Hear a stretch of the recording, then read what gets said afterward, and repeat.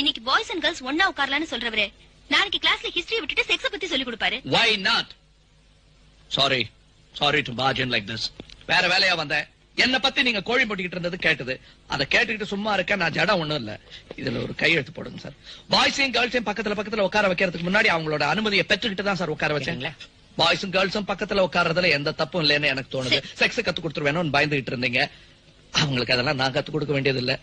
அப்படியே கத்து கொடுத்தாலும் அது தப்பு இல்லைன்னு எனக்கு தோணுது.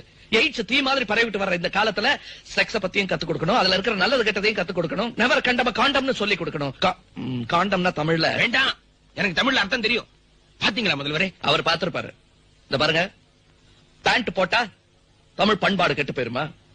அப்படி பார்த்தா பட்டன் கூட தான் தமிழ் பண்பாடு கிடையாது, முகலாயர்கள் கொண்டு வந்தது. நாம பேசுவோமே, நீங்க தமிழ மாத்திரம் கத்து கொடுங்க, தமிழ் பண்பாட்டை நாங்க பாத்துக்கிறோம். என்ன நாயுடு எப்படி? நானும் முதல்வரும் கொஞ்சம் தனியா பேசணும்.